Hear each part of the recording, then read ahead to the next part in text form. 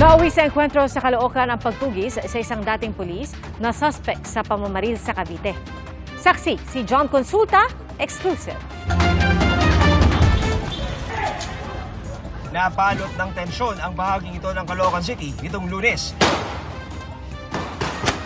nang makipagpalitan ng putok ang isang dating pulis laban sa mga tauhan ng Cavite PPO at Tanza Police. Sa kuha ng CCTV, makikita ang suspect na nagmamadaling tumakas sakay ng itim na kotse at umuwi pa kung nasaan ang iba niyang baril at bala. Doon na siya na-corner. Nung natapos yung putukan is na-corner na itong suspect natin. Doon po siya sumurrender. Meron tayong na-recover na isang Ingram, isang 9mm, isang replica ng M16 na firearm, saka isang granada. Ito po ay dating police assigned po sa NCRPO at siya po ay na-dismiss noong 2019. Ang lalaki, tinugis ng Cavite Police dahil suspect siya sa naunang pamamaril sa Tanza, Cavite noong isang linggo. Sa CCTV ng pangyayari, binaril ng suspect ang kalitang umanong biktima at kanyang asawa habang papasok ng garahe ang kanilang sasakyan. Isa ang patay at isa ang sugatan.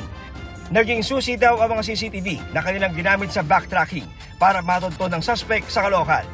Pinagtagpi-tagpi natin yung CCTV footages simula doon sa pinangyarihan hanggang sa makalabas sila ng Cavite area. Nakita natin na ito palang mga ito ay mga residente ng Caloocan. Itinanggi naman ng suspect na sangkot siya sa pamamaril. Saan ka ng February 14? Ha? Uy! Saan ka ng February 14?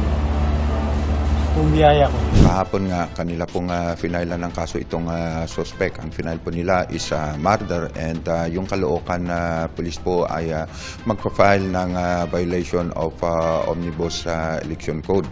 Para sa GMA Integrated News, John Consulta ang inyong saksi.